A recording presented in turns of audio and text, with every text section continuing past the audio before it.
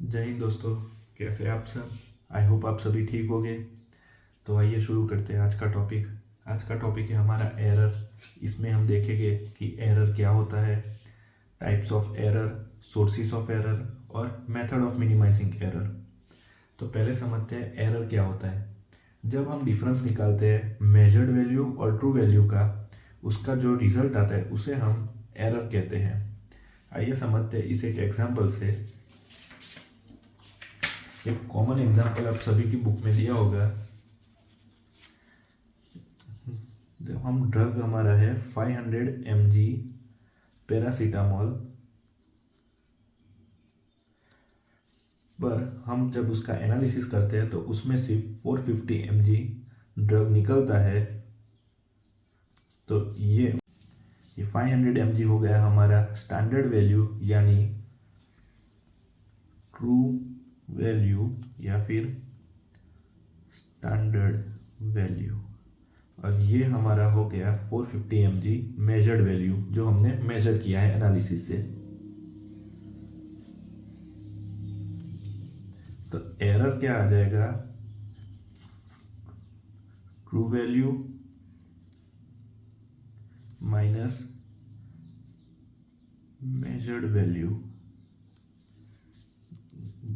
Is equal to 500 minus 450 equals to 50।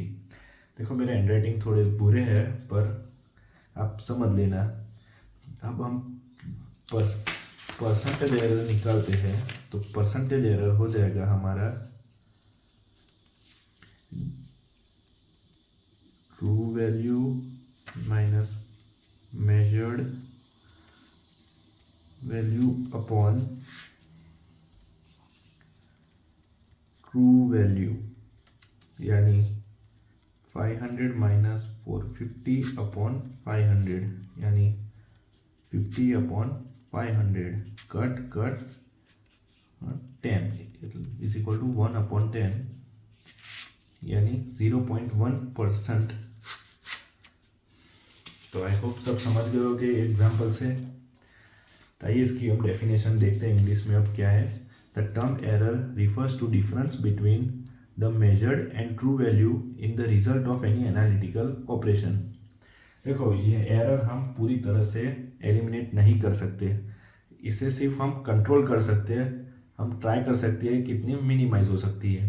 It is not possible to eliminate error from any measurement. One should make attempts to minimize error and get results which are close to true value at best possible. Analysts have to make use of standard value instead of true value, which can be obtained by। तो देखो आइए अब देखते हैं हम standard value कैसे हम निकाल सकते हैं। ट्रू वैल्यू यानी हमें एक्यूरेट पता है कि इसकी यही वैल्यू है, और स्टैंडर्ड वैल्यू क्या होता है ये हम देखते हैं। स्टैंडर्ड वैल्यू हम दो तरीके से निकाल सकते हैं। पहली है absolute method. The absolute method क्या होती है स्टैंडर्ड वैल्यू फाइंड करने की?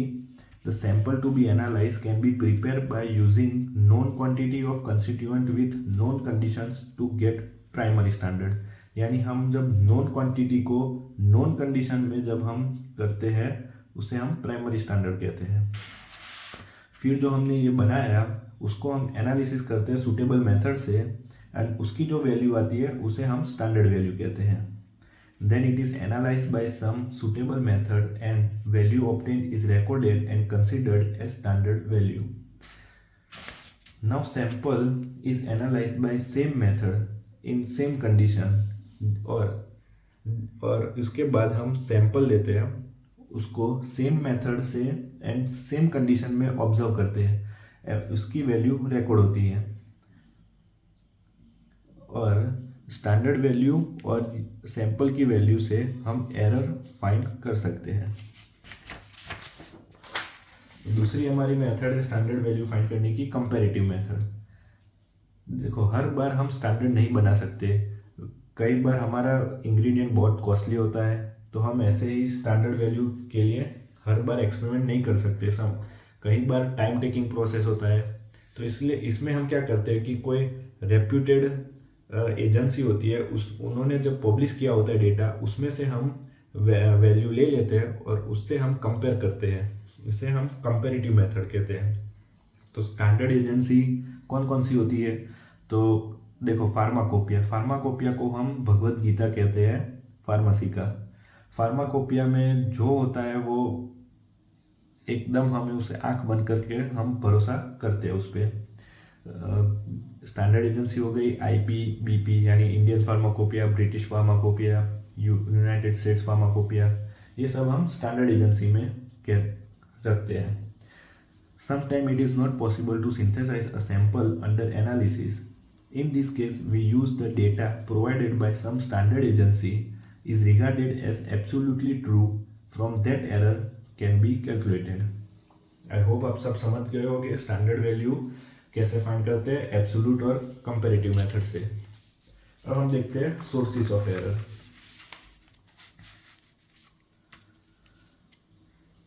तो सोर्सेस ऑफ एरर में कौन कौन से आते हैं? तो पहला ह्यूमन सोर्स। अगर किसी इनएक्सपीरियंस पर्सन को हम एक्सपेरिमेंट करने के लिए देंगे और कोई एक्सपीरियंस वाला पर्सन करेगा तो उन दोनों में बहुत डिफरेंस होगा।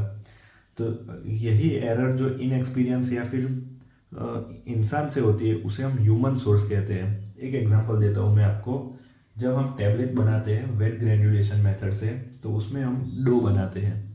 तो डो को उसको कंसिस्टेंसी एनालिसिस करने के लिए कोई मशीन नहीं होता, उसे हम हाथ से ही ऐसे दबा के ही हम पता करते हैं। तो ये कोई एक्सपीरियंस वाला आदमी करेगा और इनएक्सपीरियंस वाला करेगा, उसमें बहुत डिफरेंस होगा। फिर दूसरा आता है इंस्ट्रूमेंटल एपरेटस और ग्लासवेयर। तो instrument glassware as well as apparatus used in analysis is of low quality, uncalibrated. जब कोई भी ग्लासवेयर एपरेटस या इंस्ट्रूमेंट को क्वालिटी कम होती है या चाइना का माल होता है या फिर उसका कैलिब्रेशन अच्छा नहीं किया होता है हमने, तो उसमें चांसेस ऑफ एरर ज़्यादा होता है। जैसे इसमें एग्जांपल देता हूँ मैं। अगर हमने पाइपेट ली है और पाइपेट को उसमें मार्क किया होता है 10 ml, पर हम जब रियल में उसको मेजर करते हैं तो या 9.5 ml होता है या फिर 10.5 ml होता है, तो उसमें इंस्ट्रूमेंटल एरर आएगा क्योंकि वो कैलिब्रेटेड नहीं है। तीसरा हम देखते हैं एक्सपेरिमेंटल एरर। एक्सपेरिमेंटल एरर में क्या होता है कि जब हम एक्सपेरिमेंट या एनालिसिस कैरी करते हैं वो उसकी कंडीशन अनफेवरेबल होती है उस पर्टिकुलर एक्सपेरिमेंट के लिए, उसे हम एक्सपेरिमेंटल एरर कहते हैं।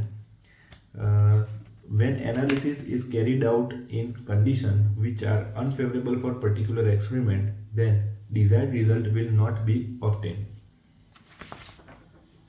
हमारा फोर्थ सोर्स है कंस्टिट्यूएंट यूज इन एनालिसिस। देखो कंस्टिट्यूएंट यानी केमिकल्स हम कह सकते हैं, उसमें सॉल्वेंट आ जाएगा, रिएजेंट हो जाएगा, फिर स्टैंडर्ड हो जाएगा। ये सब केमिकल्स अगर अच्छी क्वालिटी के नहीं है, ये सब केमिकल हम हमारी तरफ से हम लैब में अपने आप नहीं बनाते, ये बाहर से ही आते हैं, ये हम सोर्स करवाते हैं। तो अगर ये सब कंस्टिट्यूएंट अगर उसमें क्वालिटी और या फिर प्योरिटी नहीं है तो इससे एरर आने के चांसेस बढ़ जाते हैं। The various constituents like standard, solvent, reagent, etc. used in analysis are not of desired quality or purity. The result will obtain with errors. और हमारा फिफ्थ सोर्स है प्रोसीजर। अगर हम प्रोसीजर जो यूज़ करते हैं एनालिसिस में वो वैलिडेट नहीं है। वैलिडेटेड यानी क्या? रेगुलेटरी अथॉरिटीज़ होती है हर कंट्री में जो सब वैलिडेट करता है, यानी कि जो अप्रूवल देता है कि ये सही है, आप इसे आगे कर सकते हैं, नहीं कर सकते, ऐसे। ये आप हायर सेमेस्टर में आप सब वैलिडेशन पढ़ेंगे। तो अगर ये प्रोसीजर वैलिडेटेड नहीं होती है और वैलिडेटेड होती है पर आपने उसको केयरफुली नहीं किया होता है हैंडल, तो एरर इसमें आ जाते हैं। If analytical procedure used in analysis is not validated and if validated but not followed carefully, the error in result will obtain. I hope आप सब सोर्सेस समझ गए होंगे। देखो गाइस, मैं ऐसे पढ़ के सिर्फ इसको हिंदी में कन्वर्ट करके आपको नहीं बोल रहा हूँ, पहले मैं आपको समझाता हूँ, तो आप आई होप आप सब समझ रहे होंगे। और अगर आपको अच्छा लगे वीडियो तो प्लीज़ आप लाइक करिएगा, और कोई भी डाउट हो तो कमेंट में लिखिएगा, मैं आपको रिप्लाई ज़रूर करूँगा। Types of error. Types of error में कौन कौन सी टाइप्स है, सिस्टमिक और रैंडम। आइए समझते हैं पहले सिस्टमिक एरर को। सिस्टमिक एरर को हम डिटर्मिनेट एरर भी कह सकते हैं। डिटर्मिनेट यानी क्या, जो हमें पता है। डिटर्मिनेट का सिंपल मीनिंग जो हमें पता है। तो कोई भी ऐसी एरर जिसका सोर्स हमें पता है, जिसका हमें वैल्यू भी पता है कि इतनी एरर है इसमें, यानी उसका मैग्नीट्यूड भी हमें पता है, और जो हम अवॉइड कर सकते हैं, थोड़ा हम उस पर ध्यान रख के या फिर मिनिमाइज कर सकते हैं उस एरर को, उसे हम सिस्टमिक एरर कहते हैं। This error is also known as determinate error. This are the errors whose source or cause as well as magnitude is known and can be avoided or minimized if by following proper procedure carefully and taking necessary precautions. तो जो हमें पता है उसे हम systemic error कहते हैं। और दूसरा हमारा है रैंडम एरर। पहले हम देखते हैं सिस्टमिक एरर के टाइप्स। सिस्टमिक एरर में पहला आता है पर्सनल एरर, यानी कि किसी पर्सनल मिस्टेक से होता है या फिर केयरलेसनेस से होता है। जो भी कोई भी एनालिसिस करता है उसने कोई गड़बड़ी कर दी होती है, तब होता है, उसे हम पर्सनल एरर कहते हैं। फिर दूसरा आता है इंस्ट्रूमेंटल एरर। इंस्ट्रूमेंटल एरर क्या होता है कि जैसे मैंने पहले कहा आपको कि कैलिब्रेशन नहीं किया होता है, उसमें ग्लासवेयर, एपरेटस, इंस्ट्रूमेंट, उसका कैलिब्रेशन या फिर डिफेक्टिव होता है वो, उसे हम इंस्ट्रूमेंटल एरर में कहते हैं। ये कोई इंस्ट्रूमेंटल एरर कोई ह्यूमन मिस्टेक से नहीं होता है, ये सिर्फ इंस्ट्रूमेंट या फिर ग्लासवेयर या एपरेटस उससे ही होता है। फिर तीसरा है हमारा रीएजेंट एरर। रीएजेंट जैसे पहले मैंने कहा, ये सब हम अपने आप नहीं बनाते लैब में, ये हम आउटसोर्स करवाते हैं। तो उसकी अगर क्वालिटी कम आती है या फिर उसमें कोई इम्प्योरिटी हो जाती है तो उसे हम रीएजेंट एरर कहते हैं। रीएजेंट एरर का एक सिंपल एग्जांपल देता हूँ हम। जब आप टाइट्रेशन करते हो तो कलर चेंज के लिए मिथाइलिन ब्लू या फिनोल्फ्थेलिन डालते हो, तो अगर इनकी क्वालिटी अच्छी नहीं होती तो आपको वो कलर चेंज नहीं देगा, या फिर उसमें इम्प्योरिटी ज़्यादा क्वांटिटी में होती तो आपको वो कलर चेंज नहीं देगा। ये हम रीएजेंट एरर में कह सकते हैं इसके। फिर चौथा है हमारा एडिटिव एरर। एडिटिव एरर क्या होता है कि जो इंडिपेंडेंट होता है अमाउंट ऑफ सब्सटेंस प्रेजेंट उसमें सैंपल में। तो इससे हम एग्जांपल रखते हैं कि अगर आपको इसके एग्जांपल में हम देखते हैं कि अगर आप इम्प्योरिटी एक 1 mg प्रेजेंट होती है या 1000 mg प्रेजेंट होती है, वो आपको आगे उसका सही रीडिंग नहीं देगी। ये सब आपको क्रोमेटोग्राफी, स्पेक्ट्रोस्कोपी उसमें ज़्यादा आएगा। अभी आपको ये कॉन्सेप्ट ज़्यादा समझ नहीं आएगा।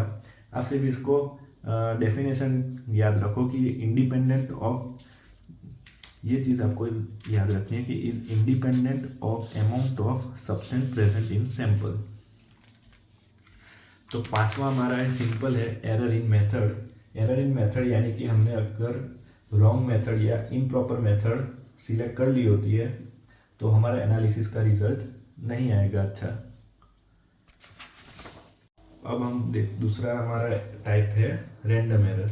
जैसे हमने सिस्टमिक एरर को डिटर्मिनेट एरर कहा था, यानी कि उसकी हमें जो सोर्स और मैग्नीट्यूड हमें पता है, इसको रैंडम एरर में हमें वो नहीं पता होता है, इसलिए हम उसको इनडिटर्मिनेट एरर कहते हैं। Cause of random error is usually not known, therefore cannot be eliminated by carefully working or taking precaution। इसे हमें इसका कुछ पता नहीं होता है, इसे हम एलिमिनेट भी नहीं कर सकते। अब हम देखते हैं मेथड ऑफ मिनिमाइजिंग एरर। हम एरर कैसे मिनिमाइज कर सकते हैं। तो पहला हमारा है कैलिब्रेशन ऑफ इंस्ट्रूमेंट, एपरेटर्स और अप्लाइंग कोरिलेशन। देखो कैलिब्रेशन बार बार आता होगा कि आपको समझना है कि कैलिब्रेशन कितना इंपॉर्टेंट है एनालिसिस में। कोई भी आप टाइट्रेशन भी छोटे से छोटा करते हो तो उसमें भी आपको कैलिब्रेशन करना ही करना है, क्योंकि छोटे से छोटा रीडिंग भी आपकी कैलकुलेशन पे असर करता है। तो पहला है हमारा proper calibration of instrument, apparatus और applying correlation. By calibration of instrument like UV spectrophotometer, pH meter, potentiometer, etc., and glassware like burette, measuring cylinder, etc., before performing analysis, one can eliminate error. देखो, आपको अभी titration तो बहुत छोटी चीज़ है, पर आगे आप जब सेंसिटिव इंस्ट्रूमेंट देखेंगे, जैसे कि यूवी है, अल्ट्रावायलेट स्पेक्ट्रोस्कोपी, IR स्पेक्ट्रोस्कोपी है, क्रोमेटोग्राफी में HPLC है, हाई परफॉर्मेंस लिक्विड क्रोमेटोग्राफी, ये सब बहुत सेंसिटिव होता है। इसमें छोटे से छोटा एक बहुत छोटी, अब इमेजिन मीनिंग पार्ट्स पर मिलियन में भी अगर उसकी इम्प्योरिटी आ जाती है ना, तो भी ये डिटेक्ट करता है और पूरी एनालिसिस को एरर में कन्वर्ट कर देता है। कोरिलेशन क्या है कि जब हमें पता है कि इतनी एरर है उसमें, तब हम उसको कोरिलेट करते हैं, इसे हम कोरिलेशन कहते हैं। The errors can also be minimized by applying necessary correlation if source of error is known. अब हम दूसरे मेथड पे आते हैं। दूसरी मेथड है हमारी रनिंग कंट्रोल डिटर्मिनेशन। देखो, इसमें सिर्फ फॉर्मूला आप याद रखना, इसका कोई सम नहीं होता, ये सिर्फ थियोरेटिकल पार्ट है। एग्जाम में इसको आपको सिर्फ थियोरी लिखनी है, तो इसके आप ज़्यादा टेंशन मत लो कि सम नहीं आएंगे, हमें सम कैसे करेंगे।